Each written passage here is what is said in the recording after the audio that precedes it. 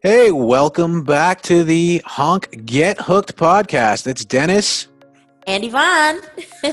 We're here just shooting the breeze today. We're talking some war stories today. I'm going to tell you a little bit about my first WreckMaster class in a little bit, and we're going to talk about some of the challenges facing the industry. And we will also have on Justin Cruse of WreckMaster today. So that's pretty cool.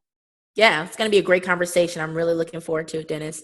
So, like Dennis said, one of the things that we're going to be talking about is just a standard of towing of training in our industry. So, I'm really excited. I think it's going to be great for our partners. Not even just that, but, all you listeners out there, what your options are of. I think a lot of people just don't know what goes into the actual training of an operator. I mean, it's not as easy as just turning the key and driving a truck. There's a lot more to it. There's a whole business end of the truck that you need to know how to operate. Otherwise, it could be a really expensive problem down the line. Which is so interesting because I've never really thought about, except for that one time when the truck driver pulls up and you're like, I mean, does how he many know times have you had your car towed now? You should have what? some experience with this. We don't want to talk about this right now. Let's move forward. We're not talking about the past here. We're talking about the future. We're We're going to going to move talk forward. about how many times you've had your car towed because you should be a professional by now. You should know how to do it yourself. I think by the time the guy gets there, you should already have the chains hooked up and ready to go. You know what? We'll save that one for the next time I need to get towed. I'm going to call Dennis and see what you can. Hey, no, I sit behind I a know you're desk and right. push paper now. No, no, no. No, hey, I heard it's like riding a bike. That training never goes away. It is. It is. You got to knock the rust off every once in a while, though. Yeah, yeah. Speaking of knocking the rust off, I'm actually looking at hopefully I'm going to talk to Justin about taking the next level class because I've never been to a 6-7 level class. That's their higher level class that they have right now. So that's Oh, hopefully that's something cool. we Wait, can talk so about later. did you already do the first few? What level are you at right now? I am a level 4 or 5 rec master. I took my first class in 2011. If you Oh, could believe that, that was a long time. It was like January of 2011, so it was almost an entire decade of training I have now. So kind well, of a I big guess deal. guess that means you know a little something about being a tow operator. Yeah, I actually took my when I took my first class, I was a dispatcher at the company I was working at. My boss was like, you know what, I don't care. I'm paying you. You're going to the class today because I want you to learn something. And I sat down and I was dragging change with my drivers and we were doing the hands-on stuff. I learned a lot, but one of my biggest takeaways I had that day was the instructor was talking about, how do you talk to somebody who doesn't know how big their vehicle is when you're talking about medium and heavy duty stuff. How do you get the proper information as a dispatcher to know what truck to send to make sure you send the right equipment? And the instructor of that class, Ron Pullen, was very enlightening. He says, "You ever think about asking them the tire size?" I said, "What do you mean tire size?" And he says, "Well, if you think about it, you know that if you have 18-inch wheels on a truck, it's gonna be smaller than a truck with 22-inch wheels, and a truck with 22 and 22.5 is what they call 22 and a half inch wheels.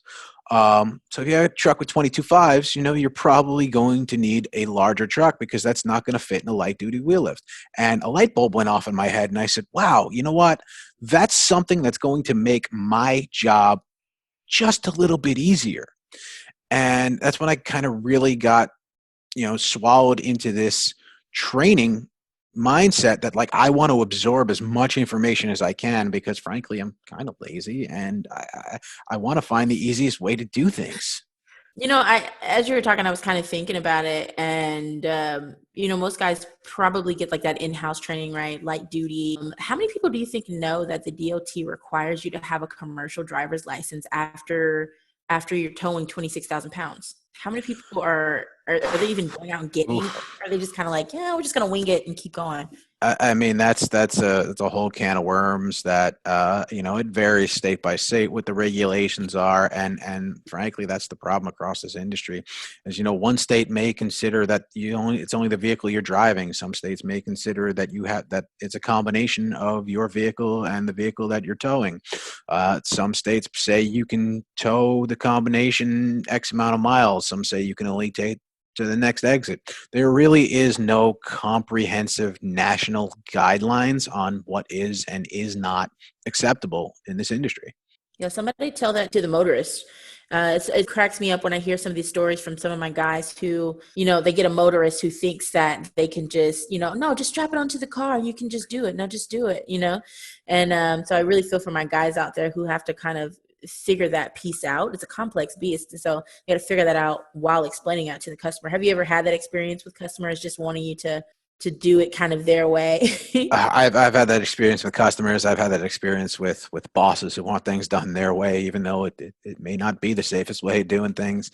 The one thing I always tell drivers and operators that worked for me was make sure that you are the professional on scene, meaning make sure you're controlling the scene, make sure you are aware first and foremost that you are the expert in the field, not the consumer, not the motorist, not the police or fire representatives on the scene. You are the expert in recovery and towing of vehicles, so you should be the one to control the scene, so to speak.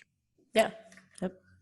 Good point. First of all, like at Honk, training and certifications are extremely important to us. It's huge. We really take pride in the fact that the guys that we work with really take the time to make sure they have the proper insurance, that their guy. Sure, I know our vetting process is pretty strict. I know we have we have our insurance requirements. We do a pretty rigorous background check on everybody that comes through the network. I know we try and collect everyone's certifications. We make sure that they are following all their local and state guidelines and regulations surrounding proper towing procedure and process and licensing and Good you know driving records. Yeah. I know in Texas we were very involved with TDLR and making sure that those numbers are accurate and current, so that there is that extra layer of safety and security for the motoring public and for our end users. Yeah, absolutely. And I think a huge part to that is educating them about what training is out there to boost that up, to go along with that. Well, that Oh, leads go ahead. us right into our guest today, Justin Cruse of WreckMaster, essentially the foremost agency in towing recovery training today. Thanks for having me on the podcast. My name's Justin Cruse. I operate WreckMaster, who does training and certification for our industry. Got involved in the towing industry back in 1998, and it's been quite an interesting ride. The quality of people and the interesting challenges that we all experience has really kept my head in the game, and I'm excited to join you here today. First, just to start off, Justin, thank you for even taking the time out of your busy schedule to join us. I can't even imagine what you've got going on. I know you've got two different locations, Canada and USA. So I know you're a busy man. So to start us off right now, what we recognize is that there's actually no set standard in the industry for training and certification. I've seen, different organizations, TRAA, International Institute of Towing and Recovery. They offer instructor-led and self-study courses, things like that. And so what's the difference between those and WreckMaster and really? Yeah, of course. Well, thanks for having us. It's really a privilege to be able to share knowledge these days with all the changes the world's going through. Vehicles like this of, talking to our industry is happening all across, and we want to support sharing of knowledge and getting information out there. So thanks for asking us. Mm-hmm. In regards to industry standard, it's an interesting word because it's an area that we've always struggled with as an industry. And for everyone that you named there, I really believe that we are all working towards the same goal. It's a matter of just trying to get the entire industry to support that common goal. So when it comes to industry standard, specifically, it is us working together to support a common goal. WreckMaster believes that this really just starts with determining what does it mean to be a contributing service provider. Unfortunately, there's no barriers to entry to get into the towing world. So if you buy a truck, you can get into providing service, and that really creates a big problem for companies that are, generational companies that are invested in providing the highest level of service. They find themselves having to compete with those that are going out of business. This suppresses rates. It creates a lot of issues for the end user. And I really feel that our industry needs to understand, what does it mean to be a compliant service provider? If we could all agree on a level of compliance, an industry standard, whatever word you want to put to it, we could then identify those that are not compliant. And this honestly isn't a way to, kick people out of the industry. It's a way to assist them in conforming to becoming compliant. There's a ton of tools and resources out there that can help tow companies run a better tow service. What we need to be able to do is to identify those that are doing it right, and then be able to kind of help those that are not. Yeah, increase the level of professionalism across the board. Yeah, what's your version of compliant for these companies? Yeah, so it's, quite honestly, it's multifaceted. There's the competency side of things, an individual in their role, as a tow operator. What does it mean to be compliant in their skill set? What type of training or certification applies to them? There's the equipment side of this, where there should be some equipment standards so that vehicles are safe, the vehicles that we operate are safe. And then operationally, as a company, there should be a certain level of standard that a company needs to meet. I think anyone that's been involved in the towing industry for any period of time can recognize a quality run, compliant service company. It's unfortunate that without a standard in place, there's no measurement tool, but ideally, our industry grows into a level of accreditation where if you are compliant in the areas of personnel certification and training, equipment certification, operational, you could, apply for a level of accreditation. I think that's what other industries do to identify those service providers that have made the investments to do it right. And I don't see towing and recovery being that far off from that. So here in our world, we have a fairly strict vetting process. We do some serious background checks. We have pretty high up there insurance requirements, and we ask our providers to give us any certifications that they do have. But unfortunately, across the industry, it's far and few in between that operators actually have been through some hands-on training, or even just any kind of training. And state to state, it even varies as to, I came up in New York. We have the tow endorsement test, which That's is right. it's pretty much a joke. It's 18, 20 questions, I think it is. And anybody who has any kind of level of reading comprehension can pass that test probably within an hour of reading the documents that they provide there. So to turn around and hand the keys to a $100,000 and above piece of equipment to someone who just took a $25 DMV 20-question test, to me, frankly, is a little scary. Well, and you're right. There is definitely options for tow services, and a lot of tow services do implement in-house training. They realize the risks associated with putting someone that is not competent behind the wheel of this expensive piece of equipment. There is a lot of risk involved in the service that we provide. So in-house training is really a big part of where the industry is at now, and that's a good thing. All companies should be looking at how they minimize risk. So although there might not be an overwhelming amount of our industry that may or may not have a credential that they can show you, I do believe that the discussion around education has changed drastically over the last 20 years. When I got involved in this industry and around the turn of the year 2000, education was still, it had some traction, but we found ourselves always having to convince a tow company that there's value in education, and we were always highlighting the benefits of that. A lot has changed since then, where companies are seeking professional training. They're with social channels. There's a lot of dialogue between companies and between operators. So the topic around workplace safety and minimizing risk is being discussed all the time. And I think that's where tow companies are embracing that. Our goal is to empower them with quality training so that they can implement safety meetings in their company and they can run ongoing maintenance and continuing education.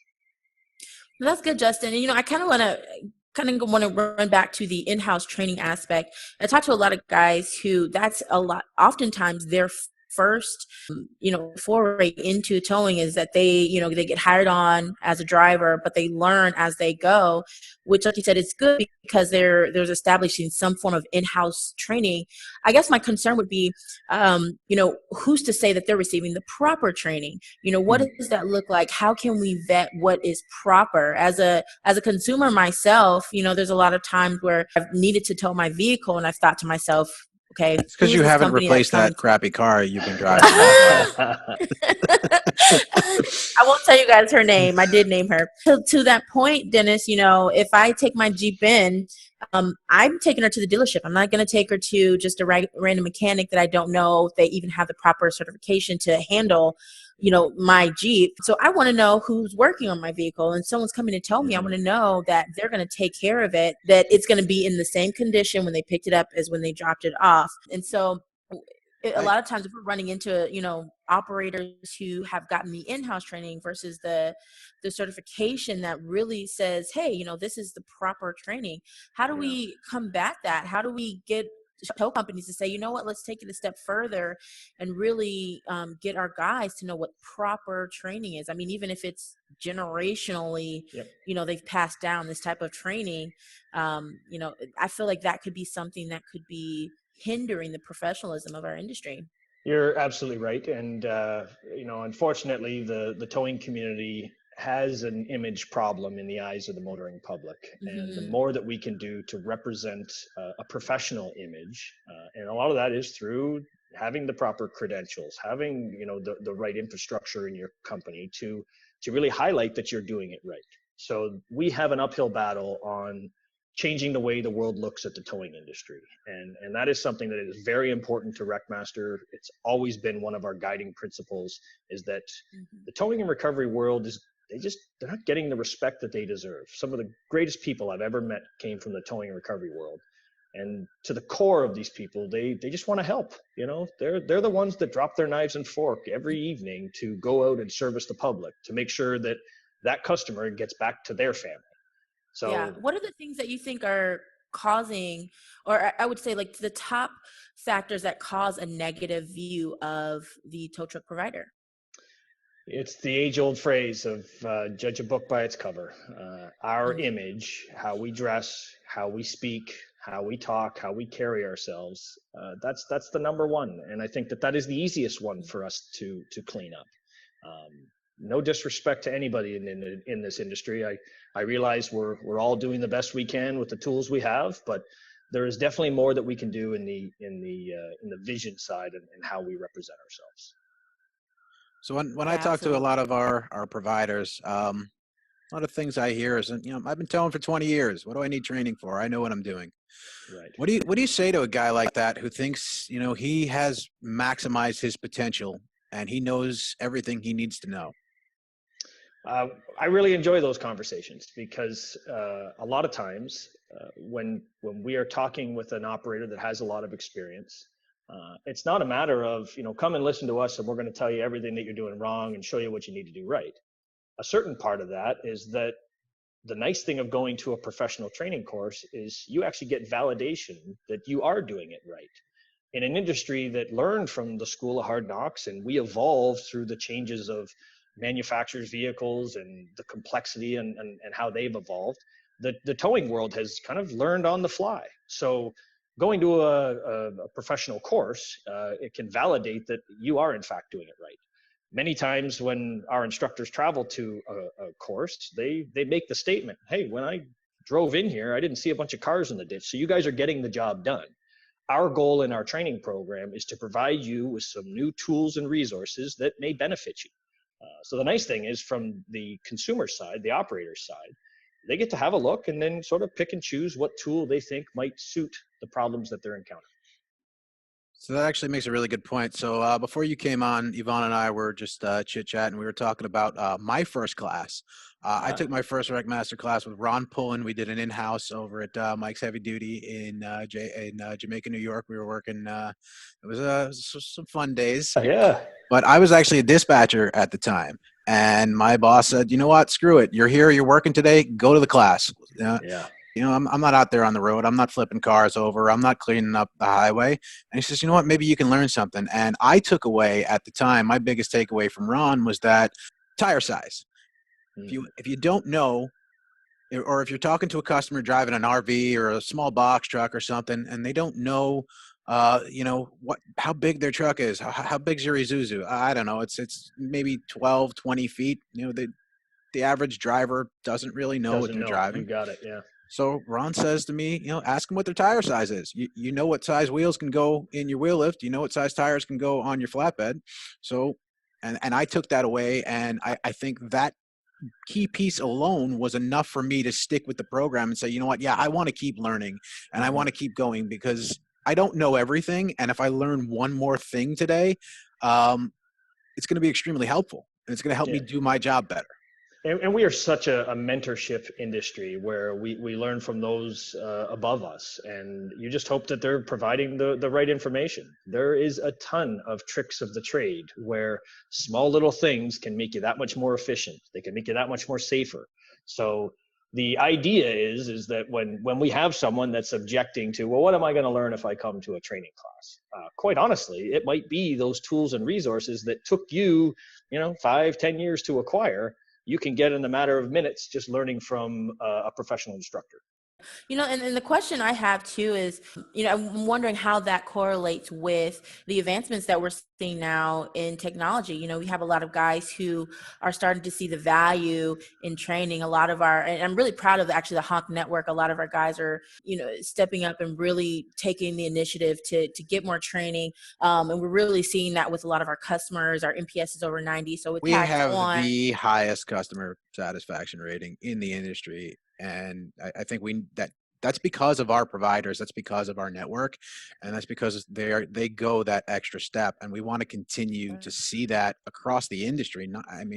We want everybody to have a great experience on the side of the road. Yeah, they're absolutely amazing. And I think those guys absolutely get the idea that technology is really making a difference in our industry as well. How is technology impacting training courses currently? Yeah, well, WreckMaster has really taken a very agile approach to education. What was traditionally all instructor-led, delivered in a hands-on environment, we identified the need to develop relevant content that could be more accessible. We do, 200 or so classes a year. We're not in everyone's backyard, not in every state and province every weekend. So we made the investment into online training with the goal that we would be providing it to a larger audience, make it more accessible, and make it more cost effective. The reality is that a lot of companies are going through the recruitment challenge. We cannot find quality operators to enter the industry. And the idea of, I'm going to hire somebody today and immediately send them to a professional 2-day training course, tow company owners they're reluctant to make that investment because they're unsure if that individual is going to choose this as a career. So there's a training gap between the day that someone is hired and the day that they've made this kind of career commitment. So what better than to be able to provide a lower cost quality training option through online training? We're trying to lever technology to be able to offer this training to a larger audience. We want to make sure that if people are out there that want the training and need the training, we don't want to make cost the barrier to getting them to access that. So we're testing out new ways. There's self-guided training courses online where you're watching an instructor present the video. You can review that video. You can review that content. At the end of everything, there's always a knowledge check, which then provides you with a credential at the end that says you completed that course.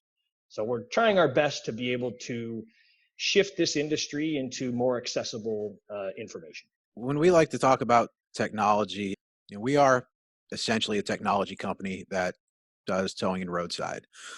So we're always looking to make advancements in tech, and we're always looking to be on the cutting edge. The automotive industry is, in my opinion, going through a revolution right now. We're seeing more and more computer technology, onboard technology. We're seeing autonomous driving. We're seeing Tesla making amazing strides in fuel technology. Where do you see tech in the next 5, 10, 15 years within towing and roadside itself? Honestly, I believe it's in connecting the sort of the seed to sale, from the moment that the call is dispatched until the moment that the operator has completed the task. Uh, we have some great software programs in the industry that provide that dispatch, connecting that now to training components that allow the operator have that information dispatched to them with the call so that they can be refreshed on maintaining the ratings of their equipment and utilizing the appropriate techniques. And then also, encompassing those reminders around workplace safety and the dangers of working along roadside. Things like augmented reality have really opened up our eyes to say, geez, if technology keeps moving at this rate, potentially we would be able to train on the job. I remember decades ago when we first saw a lot of the highway cameras being more popularized. We talked about a WreckMaster trainer that would be on the phone watching the cameras while a recovery was going on. It's crazy to think that might be happening from someone's smartwatch. So it's technology is really, I think, the exciting part in where this industry is headed. I'm proud to be a part of this industry because I feel that it's undervalued. We are an essential service that is necessary to commerce. Even with self-driving vehicles and all of the progress that is going to be made in the next decade, towing and recovery will have their hand in that. We just have to make sure that we continue to stay relevant. Absolutely. And, I love that you said that, Justin. All of us now, we're kind of looking for that Amazon, that quick service of being able to get what we want at our fingertips or get it through our phone. And even, insurance companies now are looking at, digital claims is the hot topic of how they can make that a speedy process with less touches, touchless claims, things like that. So what are your thoughts on that and how that's going to impact us in the future? Do you have any statistics on the benefit of training? Yeah, unfortunately, we don't have a whole lot of verified data. A lot of what guides our decisions and how we are making changes and what we're planning in the future, it comes from customer feedback, it comes from industry feedback. We are beginning to start to gather data and information about more about what our customer needs are and hoping to utilize that data in ways to bring out products that provide solutions. Many times we've been asked by insurance industry to, do you have this information or this data? And unfortunately, the towing community just doesn't have a lot of that data to share. But I think that is definitely the direction that we need to be headed is keeping track of more things to guide our decisions. Yeah, I'd love to see that. I'd love to see that if we can get some of those stats out there. I think it'd be interesting to say the least. So to your point, I mean, there is a lack of statistics. There's a lack of data surrounding the industry. Obviously, we're on the cutting edge of tech. So our providers, our network of providers are tech forward. They're in most cases, they are a newer generation of operator that is a little bit more inclined to interact with technology. They're, guys our age that grew up with smartphones, grew up with, computers in front of them their entire life. What do you say to the mom and pop folks that are still running dispatch with pen and pencil? Oh, that's a tough one. Well, that's what we're here for. We ask the tough questions here. That's good. That's good. Here, I have made a statement in the past that you can quickly lose your direction. You can lose your focus if you forget where you came from. And honestly, there is a big gap between those that built this industry and have supported so many facets of it to the new generation today. And we're seeing that the younger generation, the generation that may be in a spot now where they're taking over some of the leadership of their tow company, we're not seeing the interaction at trade shows. We're not seeing the support of our state and national associations. And I would challenge this younger generation to, don't think that you have all the answers. I think you've got the passion. I think you have the desire, and you surely have the skill sets to take this to the next level. But reach out to those that came before us. Have the conversations, because there is lessons that have been learned that we should pick up from. We shouldn't be starting from scratch or doing it again. We should be looking at what did we try in the past and how can we try that differently moving forward. So if you are an operation that's not utilizing, digital dispatching, I think you'd be very surprised at how much easier your life can become. There is a ton of challenges in the towing community. This is one of those things where implementing a digital dispatch software will make your life easier. It'll make you a better tow. It'll force you to become a better tow company. So like on that note, I think that there's a balance between kind of the old guard and the new guard, and meeting that in the middle is going to be the solution. No, I love it. Yvonne's probably heard me say this before, but I always say I learned from, a group of old timers who probably forgot more than they could ever teach me. Right, for sure. Absolutely. And that, honestly, speaking from a training side of things, it's not a do as we say. We are mainly looking to show show what we have researched, and our program came from the School of Hard Knocks. So quite honestly, the amount of experience that our industry has is of tremendous value. Where you get access to that training, it is not really that important. What is important is that you're getting quality information from any facet that you can, because all training is good training.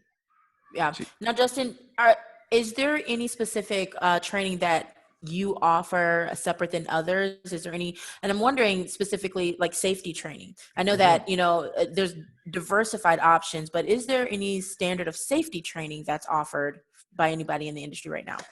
I think there's a lot of crossover. I think in all modules of various programs, safety that's the common denominator. That's what everyone is talking about. And what we are doing a little differently is we are in a stage now of trying to empower tow companies with access to quality training. When we talk with tow company owners and ask about what's your safety manual look like and how's your monthly safety meetings going, they're busy providing service to their customer. They're busy trying to succeed as a tow service. They don't have the time or resources to develop these in-house tools. So that's really what WreckMaster is taking on. Is we have an online menu of a variety of different products and safety meetings that tow companies can use to implement into their daily, weekly, or monthly in-house training. And that's really where I think that we can help the industry in getting information to those that really need it, so that they can minimize the risk that they have, not just in day-to-day techniques, but especially working at Roadside. Now, do you think that has a huge impact on like damage claims? So, they're getting operated. The dreaded topic of damage claims. The dreaded topic. Here we go. Well, I when I talk to my guys, I always seem to correlate the fact that there's training, there's certain types of training, and then there's also certain types of damage claims. And so I think you can, and I don't have a specific statistic. I mean, OSHA has a statistic that says that they estimate that the implementation of injury and illness prevention programs will reduce injuries by like 15 to 35%. And they should see a reduction, of damage claims by 15 to 35% just by implementing some form of safety training into their regimen. And so I'm, in my mind, just as a customer, I would think that if you have some form of safety training, that you're going to see a lot less people being hurt or damage claims coming through. And I think those two kind of go hand in hand. What do you guys think? Just to piggyback on that point real quick, damage claims are not good for anybody. The customer doesn't want their vehicle damaged. The insurer and the motor club, we don't want to see customers' property get damaged. And the tower, the operator, and his boss don't want it damaged either. Nobody wants to pay out $10,000 damage claim for something that could have been prevented. I And mean, we that's all know happens. I don't know. Can I say that, Yvonne? Do you know? If You not, can't we'll say edit it that. out later. We all know things happen. I didn't say it. But nobody wants to pay a damage claim. We all know things happen, but it's more frustrating. And when I was a manager in the industry, one of the things that always frustrated me was preventable damage. huge. Yeah. Absolutely. And that's taking the words right out of my mouth. So much of those small, what appear to be small damage claims are avoidable. They're preventable. And I don't think the operator always understands the cost associated with a scratch and a bumper these days. Right. The cost of front ends of these vehicles has continued to change, and this is not simple repairs anymore. So very often, we hear guys talk about training, and it is an expense. So when they say that training is expensive, we can quickly say that no, training's really not expensive. It just depends on how you want to pay for it. Whether you're going to learn through a damage claim or whether you're going to learn in advance of that. We're not talking always about it being expensive. It could actually be at a cost savings compared to some of the claims that are happening out there today. And that's where, to tie in insurance, the towing and recovery sector is under fire when it comes to insurance companies. The instability of rates and the fact that many national carriers are pulling out of writing towing insurance altogether due to the liability that they deem is in our industry. I think we need to take a serious look at how are we preparing ourselves for accessing future insurance. Mm-hmm. Recently, there's a program that is getting started. It's called the Tomax. Check it out. It is going to revolutionize this industry because it will allow those companies, those generational companies that are invested, that are doing it right, to be able to access a product that is specifically designed for the towing and recovery community. I think it's going to be a great thing. And I believe that is what a tow company wants, is they want to be able to provide service at a good margin, have the profitability that's built into it, and then be able to not have these claims and not have to, risk losing insurance. And I think that at the end of the day, that's how we're going to attract the operator tomorrow. Yeah. And at the end of the day too, the reality is that customer experience holds a lot of weight in the industry in between all of these, between the operator, their business. So to kind of touch on the fact that the operator may not know the full total cost of a scratch on a bumper. If it's a customer like me, believe I'm going to go to Yelp and write a review about that experience. And that's going to hold a lot of weight with other customers as well. And people are looking for it. If I receive, a text that says, hey, this guy's coming out, I'm going to go to Yelp and find out who that person is. So it goes a long way with your customers, with your business, just to take that investment and train your people and get your operators trained up. Or do you think it impacts oversight councils and members of the community that are really working to bring awareness to move over laws? When people are looking at the professionalism of our industry, do you think that has a weight or a bearing on the movement of those laws? Well, this is a complex subject, due to the fact that there is very little regulation in our industry. It does beg the question of, what are we doing about it? And unfortunately, there is a big issue with the lack of support of our state and national associations. And I think we as an industry need to get together, agree on a common direction, and direct that support in a channeled manner, because we need to have a seat at the table. And if we continue to ignore that discussion, the simple fact is that this regulation will at some point come down on our industry, and we will not have a say. We will not be able to conform or curtail. It will be told. And I think that's something that is preventable, but in order for us to have a seat at the table, we need to have industry support. And that is, when it comes to slow down and move over, which is great. I shouldn't say it that way. It's great that we have the exposure around the slow down and move over legislation. Yeah. But there comes a point there where it's critical that we as an industry protect our workers. And we need to get on the same page when it comes to advance warning and a physical barrier, so that our operators can go out and provide service and be sure that they're going to come home to their families at the end of the day. Well said, Justin. I couldn't have said it better. What does that look like? If Honk said, "Hey, today we want to get together with, local and national associations," what would you say is like the starting point of that? Well, can't say I have all the answers, but the Mhm. part I can contribute is that the towing and recovery community, I don't see a thriving industry. I see an industry that's struggling. And I think that the reasons why there is not overwhelming support of state and national associations is because there's not a lot of margin left at the end of the day. The towing world is struggling a bit. And I think we need to take Financially? financially, we need to take Gotcha. a serious look, especially looking at the last, 6, 7 weeks since this pandemic came out. I believe that the towing community needs to take a serious look at the cost of operating a towing and recovery service. And if we can get the rates up, and I feel through means such as investing in the right ways to be that compliant service provider, looking at verified certification. If guys go through the step of getting verified certification, tow companies should be able to charge a higher rate for the service they provide. If an operator makes the investment to become verified certified, they should be able to be compensated or paid more for the work that they do. And I think that the tough thing in our industry is that solving one of our issues doesn't fix the problem. We have to look at all of the issues in combination and look at solving many of them at the same time. When it comes to protecting our workers, that's paramount. And I don't think it's that easy that just one thing solves that. It's multifaceted.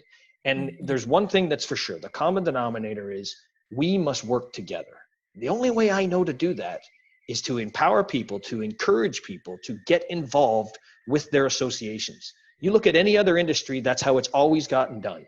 We must work together and be able to have an opportunity to share what are the items that are important and how do we channel that in the right direction. So to your point there regarding tow associations, we are sponsors of the CTTA here. They are the largest towing association, state association in the country. Um, CTTA, TRAA, WTRAA, and TRAW as well.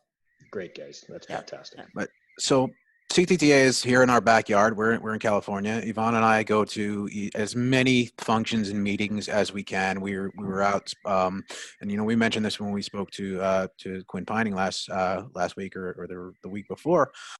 There is a lack of younger generation being involved at the association level.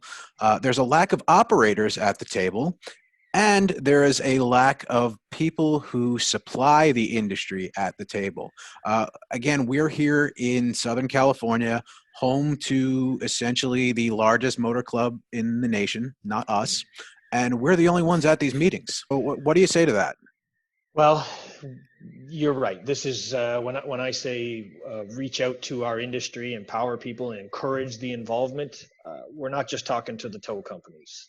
This is an industry problem that affects everyone that has a career in the towing and recovery industry. So it's companies like WreckMaster, it's manufacturers, it's many different bodies that need to work together on this common goal. And a lot of this is not my expertise. I support it. I believe that this is a critical thing that we need to come together on. But that solution and how that goes together, I'm not exactly sure what step one is on. I mean, you're Towman of the Year. You're supposed to have all the answers. Well, yes. Thank you. Justin, I just want to kind of throw something out there too. I not that I was stalking you or anything because that's awkward, but I read this on your Facebook page and you said, and I thought it was just amazing that you said, stop saying that you just tow cars. That is what you do. But the reason why you do it is because you have a genuine concern for the motoring public. You set your needs aside and head out in the middle of the night to ensure that stranded motorists get home to their families. You're highway heroes and you should be extremely proud of it. Just hearing your passion today, and this was, I believe it's 2018 when you wrote this, kind of speak to that a little bit. I really got to give credit to our team of instructors. They have some of the greatest stories that touch the lives of the hardworking individuals in this industry. And it is a huge sense of motivation for me, because I feel, and I've been in our classes, I've seen this firsthand, but I enjoy when our instructors share those stories of how our program has changed the perspective and the mindset. Because for many years, I think people got into towing and they looked at it as just a job. And it's not a job. You provide a critical service. It's a career choice. And when you can start to see that shift in someone's eyes, where they begin to get the confidence in the service that they provide, it's powerful. And, you know, I got a couple of young kids. We go to these touch-a-truck things. They see a tow truck, and it's like, you see all the kids. They're just amazed by it. It is one of the coolest pieces of equipment in the world. Well, something happens between the day that they are 6 years old staring at that truck and the day that they turn to the age of employment, where towing, I'm not doing towing. Well, I'd like to have my role in changing that. I'd like to see that towing becomes a recognized skilled trade. I think we've earned it. We just have to work together to bring that to fruition. So I think we change gears here just a little bit as we kind of run low on time here.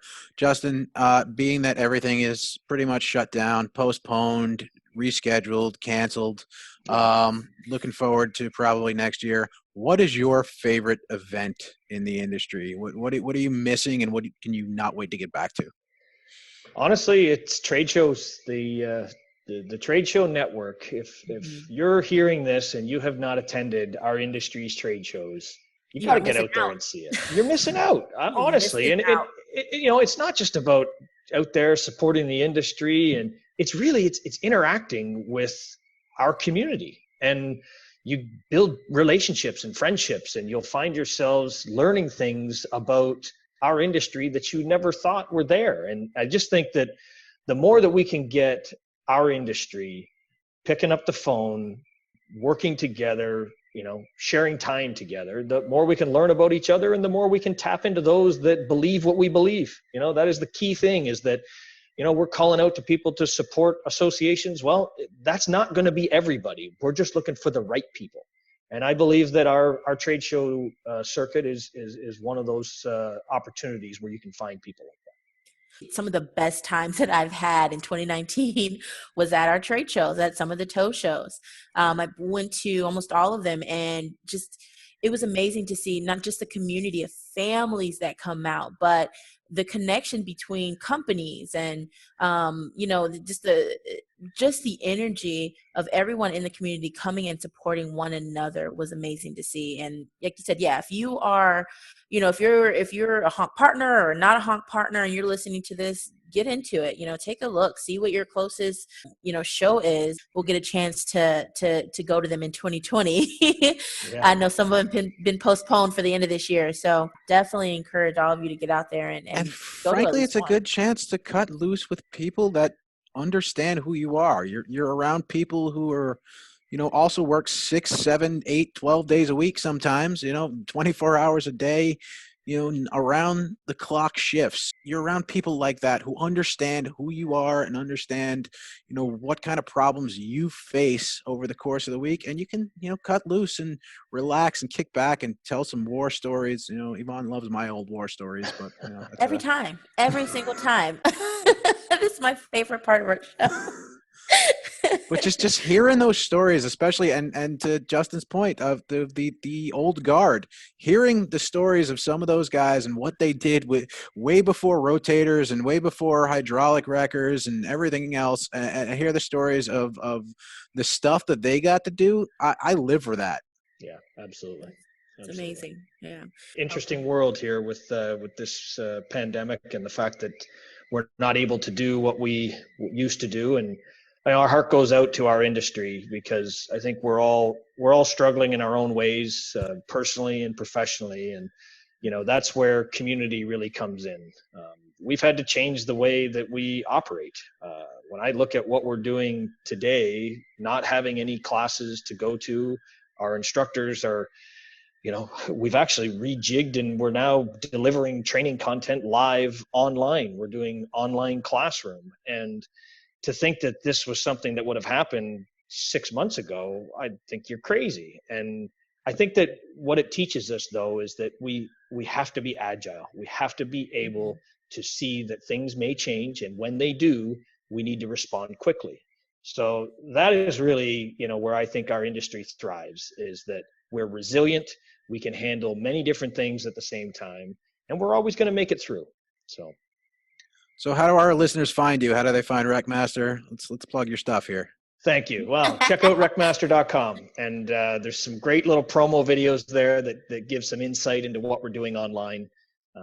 Sign up to our newsletter. We're pretty good to communicate through different social channels and stay in touch with you regularly. Have a look at what we see online, and if you have any questions, you can actually book a meeting with me. We have this partners program where tow companies can sign up. There's no cost to sign up, but it allows you a dashboard to be able to put all of your staff under, and you can track their training history. And we'd be happy to see where we can help you be successful. We're here for it. We want to better the industry. Better providers are better for everybody all across the board.